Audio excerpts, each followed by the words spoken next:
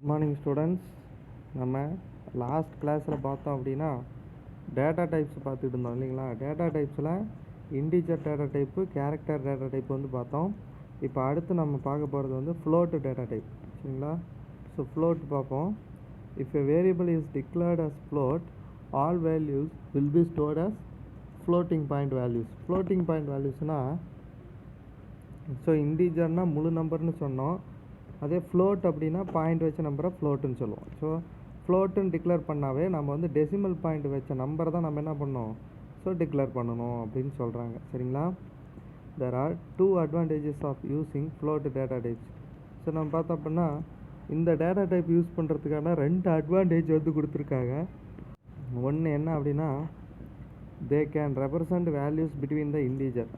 அதாவது இன்டிஜர் அப்படின்னா முழு நம்பர் தான் நம்ம வந்து என்ன பண்ண முடியும், வேல்யூஸாக கொடுக்க முடியும்னு சொன்னோம். அப்போது 2 இன்டிஜருக்கு இடைப்பட்ட அந்த பாயிண்ட் வச்ச நம்பர்ஸை வந்து நம்ம வேல்யூஸாக கொடுக்கணும் அப்படின்னா நமக்கு இந்த ஃப்ளோட்டுங்கிற டேட்டா டைப் யூஸ் பண்ணால் தான் முடியும். அடுத்தது, they can represent a much greater range of values. So இன்னொன்று நம்ம வந்து என்ன பண்ண முடியும்னா இன்டிஜரை விட அதிகமான ரேஞ்ச் இருக்கக்கூடிய வேல்யூஸை வந்து நம்ம ஃப்ளோட்டில் கொடுக்கலாம். அதாவது ஒவ்வொரு டேட்டா டைப்புக்கும் ஒரு ரேஞ்ச் இருக்குது. இன்டிஜர்னால் அதிகபட்சம் இந்த அளவுக்கு தான் வேல்யூ கொடுக்க முடியும் அப்படிங்கிறதெல்லாம் பாருங்கள் நம்ம பின்னாடி பார்ப்போம். ஸோ இன்டிஜர்னால் அதோட ரேஞ்ச் எவ்வளோ, அதேமாதிரி ஃப்ளோட்னா எவ்வளோ, அதேமாதிரி டபுள் அப்படிங்கிறது அந்த டேட்டா டைப்பினுடைய ரேஞ்ச் எவ்வளோ, இந்த மாதிரி ஒவ்வொரு டேட்டா டைப்புக்கும் நம்மகிட்ட என்ன இருக்குன்னா ரேஞ்ச் இருக்குது. அப்படி பார்க்கும்போது இன்டிஜர்னுடைய ரேஞ்சை விட ஃப்ளோட்டுங்கிற டேட்டா டைப் யூஸ் பண்ணால் நம்ம என்ன பண்ணலாம், அதிக அளவு ரேஞ்ச் இருக்கக்கூடிய வேல்யூஸை நம்ம யூஸ் பண்ண முடியும் அப்படின்னு சொல்கிறாங்க. At the same time floating point operations take more time to execute compared to integer. So என்ன சொல்கிறாங்க அப்படின்னா, ஸோ நமக்கு கம்பைல் பண்ணும்போது ப்ரோக்ராமெல்லாம் கம்ப்ளீட் பண்ணிவிட்டு நம்ம கம்பைல் பண்ணும்போது ஸோ இன்டிஜர் வேல்யூஸ் வந்து எடுத்துக்கக்கூடிய டைமை விட ஒரு ஃப்ளோட் வேல்யூ வந்து கம்பைல் ஆகிறதுக்கு எடுத்துக்கிற டைம் வந்து ரொம்ப அதிகமாக இருக்கும் அப்படின்னு சொல்கிறாங்க. Floating point operations are slower than integer operations. So அடுத்தது பார்த்தோம்னா ஃப்ளோட் வேல்யூஸை நம்ம கால்குலேஷனுக்கு எடுத்துக்கிட்டோம்னா ஸோ இன்டிஜர் வேல்யூஸை யூஸ் பண்ணி நம்ம போடுற கால்குலேஷனை விட ஃப்ளோட்டிங் பாயிண்ட் வேல்யூஸை யூஸ் பண்ணி நம்ம போடக்கூடிய கால்குலேஷன்ஸுடைய டைம் வந்து ரொம்ப அதிகமாக இருக்கும்.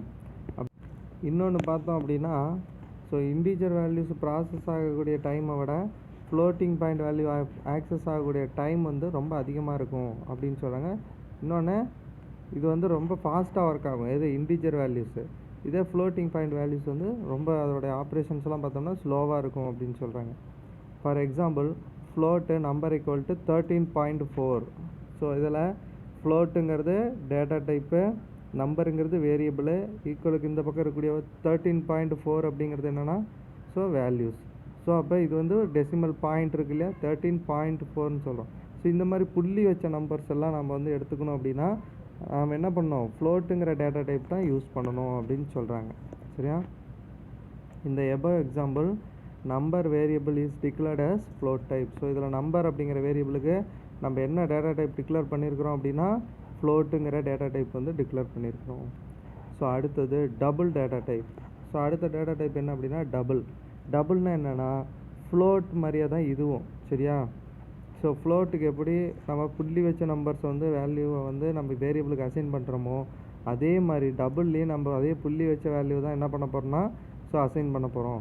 ஸோ அப்போ எதுக்கு 2 அப்படின்னு பார்க்கும்போது ஃப்ளோட்டும் டபுளும் சேம் தான், ஆனால் என்ன வித்தியாசம் அப்படிங்கும்போது ஃப்ளோட்டினுடைய ரேஞ்சை விட, சரியா, இது குறிப்பிட்ட அளவுக்கு தான் நம்ம வேல்யூ கொடுக்க முடியும், அதை விட அப்படியே 2 மடங்கு வேல்யூ வந்து என்ன பண்ணலாம் அப்படின்னா நம்ம டபுள் டேட்டா டைப் யூஸ் பண்ணால் கொடுக்க முடியும், சரியா. ஃப்ளோட்டினுடைய ரேஞ்சை விட 2 மடங்கு வந்து நமக்கு டபுள் அப்படிங்கிற டேட்டா டைப்பினுடைய ரேஞ்ச் வந்து அதிகமாக இருக்கும் அப்படின்னு சொல்கிறாங்க. For a double data type, this is for double precision floating point numbers. So the double is also used for handling floating point numbers. So floating point numbers வந்து இது இந்த double அப்படிங்கிற data டைப்பும் floating point வேல்யூஸை தான் access பண்ணுது. But the type of occupies double the space than float type. So ஃப்ளோட்டை விட double time அதிகமான அளவுக்கு ஸ்பேஸை வந்து எது எடுத்துக்கும், ஸோ டபுள் அப்படிங்கிற டேட்டா டைப் வந்து எடுத்துக்கும். This means more fractional accommodated in double than in float type. The double is larger and slower than float. So இப்போ பார்த்தோம் அப்படின்னா ஃப்ளோட்டினுடைய ரேஞ்சினுடைய வேல்யூ விட நமக்கு டபுள்னுடைய வேல்யூ பார்த்தோம்னா லார்ஜர். அதுவும் இல்லாமல் ஃப்ளோட் ஆக்சஸ் பண்ணுற ஃப்ளோட் வந்து பார்த்திங்கன்னா ஆக்சஸ் ஆகிற டைம் வந்து விட டபுள் ஆக்சஸ் பண்ணுறக்கூடிய டைம் வந்து ஸ்லோவாக இருக்கும் அப்படின்னு சொல்கிறாங்க. அடுத்தது double is used in a similar way to that of float data type. So எப்படி ஃப்ளோட்டு வந்து நம்ம டிக்ளேர் பண்ணுறோமோ அதே மாதிரியே தான் டபுள் அப்படிங்கிறதையும் டிக்ளேர் பண்ணணும். ஸோ ஃப்ளோட்டுங்கிற டேட்டா டைப்பும் டபுளுங்கிற டேட்டா டைப்பும் சேம் தான், ரெண்டுமே ஃப்ராக்ஷனல் பார்ட் வரக்கூடிய நம்பர்ஸை தான் யூஸ் பண்ணுறோம். ஆனால் என்ன வித்தியாசம் அப்படின்னா ஃப்ளோட்டை விட ரேஞ்சு வந்து நம்ம டபுளில் அதிகமாக யூஸ் பண்ணலாம் அப்படின்னு சொல்கிறாங்க. சரிங்களா சார்? அடுத்தது லாஸ்ட் ஒன் பார்த்திங்கன்னா வாய்டு டேட்டா டைப். சரிங்களா? அடுத்து நம்ம பார்க்க போகிறது என்னது? Void data type. வாய்டுன்னா என்ன அப்படின்னா the literal meaning for void is empty space. வாய்டுனா என்ன சொல்கிறாங்க அப்படின்னா எம்டி ஸ்பேஸ் அப்படின்னு சொல்கிறாங்க. சரியா? அதாவது இதில் எந்த ஒரு வேல்யூவும் நம்ம சேவ் பண்ண முடியாது. சரி, இந்த டேட்டா டைப்பில் வாய்டுங்கிற டேட்டா டைப்பில் என்ன பண்ண முடியாது? எந்த வேல்யூவும் சேவ் பண்ண முடியாது. சப்போஸ் சில டைம் வந்து நமக்கு எம்டி அப்படிங்கிற அந்த வேல்யூ தேவை அப்படின்னா, ஸோ எம்டி அப்படிங்கிறது என்னது? அதுவும் வந்து நம்ம ஒரு வேல்யூவை எடுத்துக்கிறோம். ஸோ எந்த வேல்யூவும் இல்லை, ஸோ எம்டி அப்படிங்கிறத நம்ம சில டைம் வந்து பார்த்திங்கன்னா சில டேட்டா ஒரு வேரியபிளை வந்து நம்ம எம்டியான வேரியபிளாக எடுத்துக்க வேண்டிய சூழ்நிலை வரும். சரிங்களா? ஸோ அப்படி எம்டியான வேரியபிளாக எடுத்துக்கணும் அப்படின்னா அதுக்கு முன்னாடி நம்ம என்ன டேட்டா டைப் யூஸ் பண்ணுறோம்? வாய்டு அப்படிங்கிற டேட்டா டைப் யூஸ் பண்ணுறோம். வாய்டுங்கிற டேட்டா டைப் யூஸ் பண்ணால் இதுக்கு எந்த வேல்யூவும் நம்ம அசைன் பண்ண முடியாது. சரியா? இது ஒரு எம்டி வேரியபிள் அப்படின்னு சொல்லுவாங்க. சரியா? The literal meaning for void is empty space. Here in C++, the void data type specifies an empty set of values. சரியா? ஸோ வாய்டு டேட்டா டைப்பில் அந்த வேரியபிளுக்கு நம்ம எந்த வேல்யூமே அசைன் பண்ண முடியாது. அந்த வேரியபிள் ஒரு எம்டி ஸ்பேஸாக தான் இருக்கும். சரியா? அப்படின்னு சொல்கிறாங்க. It is used as return type of function that do not return any value. So நமக்கு எந்த வேல்யூவுமே ரிட்டர்ன் பண்ணாது. ஏன் அப்படின்னா இதை வாய்டு அப்படிங்கிறது எந்த ஒரு வேல்யூவையும் வேரியபிளுக்கு அசைன் பண்ணாது. ஸோ அப்படிங்கும்போது நமக்கு எந்த வேல்யூவையும் ரிட்டர்ன் பண்ணாது அப்படின்னு சொல்கிறாங்க. ஸோ ஒரு வேரியபிள் வந்து எம்டி வேரியபிளாக இருக்குது, அதுக்கு எந்த வேல்யூவும் அசைன் பண்ண முடியாது அப்படின்னா அந்த எம்டி வேரியபிளுக்கு முன்னாடி நம்ம வாய்டு சேர்த்துறோம். ஸோ வாய்டு அப்படின்னு போட்டாவே அந்த வேரியபிளுக்கு எந்த வேல்யூவுமே அசைன் பண்ண முடியாது, அது ஒரு எம்டி வேரியபிள் அப்படின்னு சொல்கிறாங்க. புரியுதுங்களா? சரி, அடுத்தது memory representation of fundamental data types. So memory ரெப்ரசன்டேஷனாக நம்ம சொன்னோம் இல்லையா, இன்டீஜர்னால் அதுக்குன்னு ஒரு ரேஞ்ச் இருக்குது, எந்த ரேஞ்சிலேருந்து எந்த ரேஞ்ச் வரைக்கும். ஃப்ளோட்னா எந்த ரேஞ்சிலேருந்து எந்த ரேஞ்ச் வரைக்கும். இந்த மாதிரி ஒவ்வொரு டேட்டா டைப்புக்கும் ரேஞ்ச் இருக்குது, அதை நம்ம பார்க்க போகிறோம். சரிங்களா? One of the most important reason for declaring a variable as a particular data type it is to allocate appropriate space in memory. So நமக்கு பார்த்தோம் அப்படின்னா நமக்கு மெமரி ஸ்பேஸ் வந்து இருக்குது, வேரியபிளுக்கு ஒவ்வொன்றுக்கும் நமக்கு அப்ராப்ரியேட் ஸ்பேஸ் மெமரி வந்து இருக்குது அப்படின்னு சொல்கிறாங்க. as per the stored program concept, every data should accommodated in the main memory before they are processed. So C++ compiler associates specific memory space for every data handling according to the compiler standards. So நம்ம சொன்ன மாதிரி ஒவ்வொரு வேரியபிளும் என்னது ஒரு memory space மாதிரி நம்ம கொடுக்குற values எல்லாமே இந்த வேரியபிளில் போய் சேவ் ஆகிறதுனால, இந்த வேரியபிள் என்ன இருக்குது மெமரி ஸ்பேஸ் இருக்கிறதுனால தான் நம்ம கொடுக்குற வேல்யூஸ் எல்லாம் இந்த வேரியபிளில் போய் சேவ் ஆகுது அப்படின்னு சொல்கிறாங்க. சரியா? ஸோ இப்போ பாருங்கள் ஒவ்வொரு டேபிளர் காலமாக பார்க்கலாம்.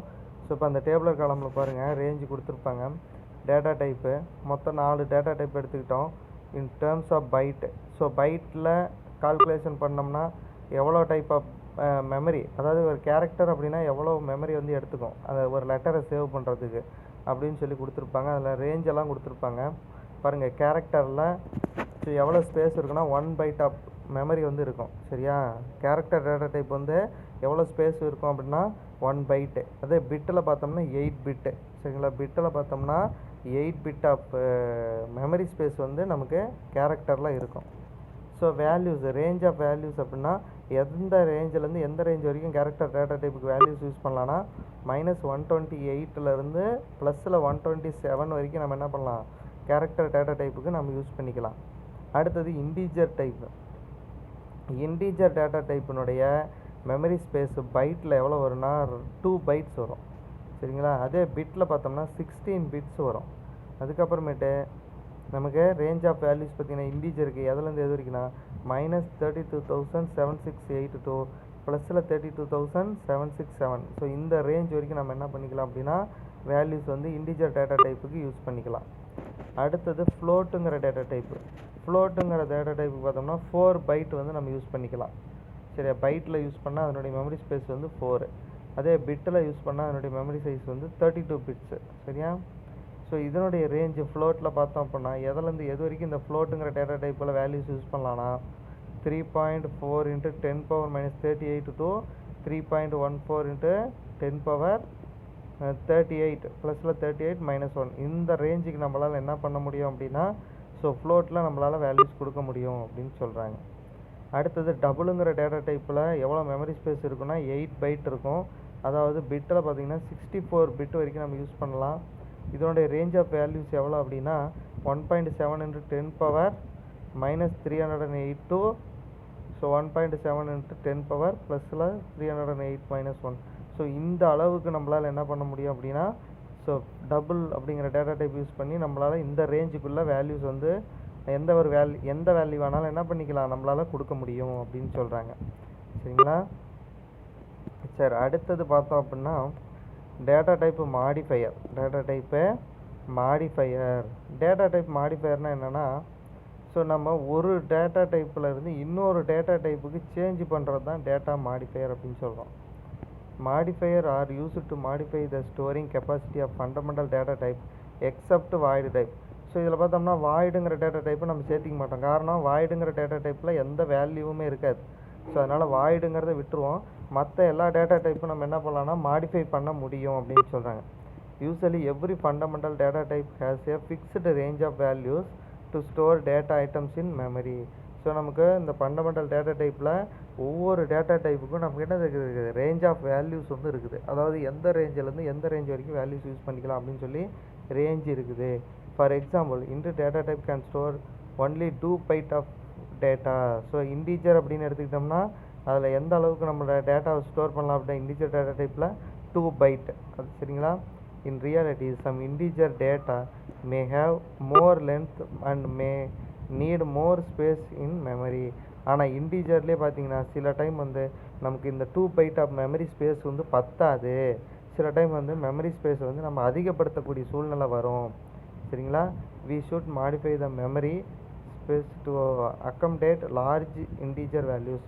Modifier can be used to modify the memory allocation of the fundamental data type. சில டைம் பார்த்தீங்க அப்படின்னா நம்ம என்ன பண்ணி ஆகணும், ஏன்னா இன்டீஜர்னுடைய மெமரி கெப்பாசிட்டி எவ்வளோனா 2 பைட்டு தான். ஸோ 2 பைட்டு அப்படிங்கிற அந்த மெமரி வந்து சில டைம் வந்து நம்ம அதிகம் இருக்கிறதுலே ஹையஸ்ட் வேல்யூவான இன்டீஜர் வேல்யூவை எடுத்து நம்ம கால்குலேஷனோ ஏதோ ஒன்று போடும்போது நமக்கு அது சேவ் பண்ணுறதுக்கான வேல்யூ டைம் வந்து அதாவது ஸ்பேஸ் வந்து பத்தாமல் போயிடும். அப்போ அந்த டைமில் என்ன பண்ணணும் அப்படின்னா நம்ம வந்து மாடிஃபையர் பண்ணணும். நம்ம என்ன பண்ணணும், ஸோ அதனுடைய டேட்டா டைப்பை மாடிஃபை பண்ணால் ஸோ அதிக அளவு இருக்கக்கூடிய வேல்யூஸ் என்ன பண்ணலான்னா ஸோ அந்த மெமரி ஸ்பேஸ்லாம் நம்மளால் சேவ் பண்ணிக்க முடியும். இப்போ எக்ஸாம்பிளுக்கு நமக்கு இன்டீஜரே பார்த்தீங்கன்னா கிட்டத்தட்ட 4 டைப் ஆஃப் இன்டீஜர் வந்து இருக்குது. இன்டீஜரையே 4ஆக பிரிக்கலாம். என்னென்ன அப்படின்னா signed integer, unsigned integer, long integer, short integer. இந்த மாதிரி நம்ம வந்து 4 டைப்பாக நம்ம பிரிக்க முடியும். அந்த 4 டைப்புக்கும் பாருங்கள் வேல்யூஸ் கொடுத்துருப்பாங்க. ஷார்ட் இன்டீஜர்னால் அதோட மெமரி ஸ்பேஸ் எவ்வளோ 2 பைட் அப்படிங்கும்போது நமக்கு ரேஞ்ச் பிட்டில் 16 பிட் வரும். ரேஞ்ச் ஆஃப் வேல்யூஸ் வந்து எவ்வளோ கொடுத்துருக்காங்கன்னா ஷார்ட் இன்டீஜர்னால் -32,768 ப்ளஸில் 32,767 வரைக்கும் நம்ம என்ன பண்ணலாம், இந்த ரேஞ்சிலேருந்து இந்த ரேஞ்சுக்குள்ளே வேல்யூஸ் வந்து நம்ம ஷார்ட் இன்டீஜரில் யூஸ் பண்ணிக்கலாம். அன்சைனடு ஷார்ட் இன்டீஜர் அப்படிங்கிறதுல நம்ம எவ்வளோ வேல்யூஸ் யூஸ் பண்ணலாம்னா இதோட கெப்பாசிட்டியும் 2 பைட்டு தான். ஸோ பிட்டில் 16 பிட்ஸு. ரேஞ்ச் ஆஃப் வேல்யூஸ் எவ்வளோனா 0லேருந்து 65,535 இந்த அளவுக்கு 0லேருந்து 65,535 இந்த ரேஞ்சுக்குள்ளே எவ்வளோ வேல்யூஸ் சொன்னாலும் நம்மளால் என்ன பண்ண முடியும், அன்சைன்டு ஷார்ட் இன்டீஜரில் எடுத்துக்க முடியும். அடுத்தது சைன்டு ஷார்ட் இன்டீஜரும் பார்த்திங்கன்னா அதோட மெமரி டைப் பைட்டில் வந்து பார்த்தோம்னா 2 பைட்டு. பிட்டில் பார்த்தோம்னா 16 பிட்டு வரும். ஆனால் அங்கே 32 பிட்டுன்னு கொடுத்துருப்பாங்க, அது தப்பு. 16 பிட்டுன்னு மாற்றிங்க. ஏன்னா 2 பைட் அப்படிங்கும்போது 16 பிட்டு தான் வரும். அடுத்தது இதனுடைய ரேஞ்சு பார்த்தீங்கன்னா -32,768 ப்ளஸில் 32,767 இந்த அளவுக்கு ரேஞ்ச் வந்து நம்ம என்ன பண்ண முடியும், இந்த ரேஞ்சிலேருந்து இந்த ரேஞ்சுக்குள்ளே வேல்யூஸ் வந்து சைனடு ஷார்ட் இன்டிஜர்லாம் நம்ம யூஸ் பண்ணிக்கலாம். அடுத்தது பார்த்தோம் அப்படின்னா both short and signed short R similar. அடுத்தது இன்டிஜர் அப்படின்னு பார்க்கும்போது அதனுடைய ரேஞ்சும் மெமரி ஸ்பேஸில் பார்க்கும்போது பைட்டில் 2 பைட்டு, பிட்டில் பார்க்கும்போது 16 பிட்டு. அதனுடைய ரேஞ்சு பார்த்தோம் அப்படின்னா -32,768 to ப்ளஸில் 32,767. அன்சைன்டு இன்டிஜர் அப்படிங்கிறதும் 2 பைட்டு தான், பிட்டில் 16 பிட்டு. ஸோ அதனுடைய ரேஞ்சு. அடுத்தது சைன்டு இன்டிஜர். ஸோ அதுவும் 2 பைட்டு 16 பிட்டு. அதனுடைய ரேஞ்ச் எவ்வளோ? ஸோ -32,768 to ப்ளஸில் 32,767. ஸோ அந்த ரேஞ்சிலேருந்து இந்த ரேஞ்ச் வரைக்கும் நம்ம என்ன பண்ணலாம், வேல்யூஸ் யூஸ் பண்ணிக்கலாம். அடுத்தது both short and integer are similar. பாருங்கள், லாங் இன்டிஜர். லாங் இன்டிஜர்னால் அதோட மெமரி ஸ்பேஸ் பார்த்தோம்னா பைட்டில் 4 பைட்டு. 4 பைட் அப்படிங்கும்போது நமக்கு பிட்டில் 32 பிட் வரும். ஸோ அதனுடைய ரேஞ்ச் பாருங்கள் கொடுத்துருப்பாங்க, -2147483648. இந்த ரேஞ்சிலேருந்து ப்ளஸில் 2147483647 இந்த ரேஞ்ச் வரைக்கும் நமக்கு லாங் இன்டிஜர் வேல்யூவாக யூஸ் பண்ணிக்கலாம். அடுத்தது அன்சைன்டு லாங் இன்டிஜர் வேல்யூவாக நம்ம யூஸ் பண்ணும்போது அதனுடைய மெமரி கெப்பாசிட்டி எத்தனை பைட்டில் பார்த்தோம்னா 4 பைட்டு, பிட்டில் பார்த்தோம்னா 32 பிட்டு. ஸோ ரேஞ்ச் ஆஃப் வேல்யூஸ் அதுலேருந்து இது வரைக்கும் 0லேருந்து 4294967295 இந்த ரேஞ்ச் வரைக்கும் நம்ம என்ன பண்ணிக்கலாம், அன்சைன்டு லாங் இன்டிஜரில் யூஸ் பண்ணிக்கலாம். அடுத்தது சைன்டு லாங் இன்டிஜர். இதனுடைய மெமரி ஸ்பேஸ் பார்த்தோம்னா பைட்டில் 4 பைட்டு, பிட்டில் 32 பிட்டு.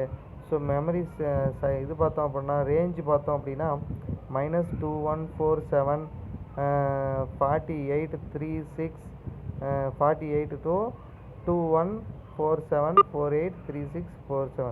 ஸோ இந்த ரேஞ்ச் வரைக்கும் நம்ம என்ன பண்ணிக்கலாம் அப்படின்னா நம்ம வேல்யூஸ் வந்து எதில் யூஸ் பண்ணிக்கலாம், சைன்டு லாங் இன்டிஜரில் நம்மளால் யூஸ் பண்ணிக்க முடியும் அப்படின்னு சொல்கிறாங்க.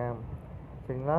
ஸோ இது வரைக்கும் நம்ம இன்டிஜர்னுடைய டைப்ஸ், இன்டிஜரில் என்னென்ன டைப்ஸ் இருக்குதுன்னு பார்த்தோம். Short integer, long integer, unsigned integer, signed integer, இந்த மாதிரி நிறையா பார்த்தோம் இல்லையா? ஸோ அது ஒவ்வொன்றுக்கும் நமக்கு பார்த்தோம் அப்படின்னா ஒவ்வொரு டைப்புக்கும் நமக்கு ஒவ்வொரு மெமரி ஸ்பேஸ் வந்து எந்த அளவுக்கு அது எடுத்துக்கும் வேல்யூஸை சேவ் பண்ணுறதுக்கு அப்படிங்கிற மெமரி ஸ்பேஸினுடைய சைஸ் பார்த்தோம். அடுத்தது பார்த்தோம் அப்படின்னா என்ன பார்த்தோன்னா ரேஞ்ச் ஆஃப் வேல்யூஸ். ஒவ்வொரு டேட்டா டைப்புக்கும் எந்த ரேஞ்சிலேருந்து எந்த ரேஞ்ச் வரைக்கும் நம்ம வேல்யூஸ் வந்து யூஸ் பண்ண முடியும் அப்படிங்கிறதெல்லாம் பார்த்தோம் இல்லைங்களா? ஸோ இது வந்து நம்ம இன்டிஜருக்கு மட்டும்தான் பார்த்தோம். அடுத்து கேரக்டர் ஃப்ளோட்டெல்லாம் வந்து நம்ம நெக்ஸ்ட் கிளாஸில் பார்க்கலாம். ஸோ இது வரைக்கும் நடத்துனதில் ஏதாவது டவுட் இருந்ததுன்னா கேளுங்க. சரியா? டவுட்டு உனக்கு புரியல அப்படின்னாவே சார் இது எனக்கு புரியல, இது மறுபடியும் நடத்துங்கன்னு கூட சொல்லி கேளுங்க. நம்ம ஸ்கூல் ஓப்பன் பண்ணோன்னே நம்ம மறுபடியும் டீட்டெயிலாக போர்டில் எழுதி போட்டு விளக்கமாக நடத்திக்கலாம். சரிங்களா? ஸோ எதாவது டவுட் இருந்தால் கேளுங்க. மீதி நெக்ஸ்ட் கிளாஸில் பார்க்கலாம். தேங்க்யூ.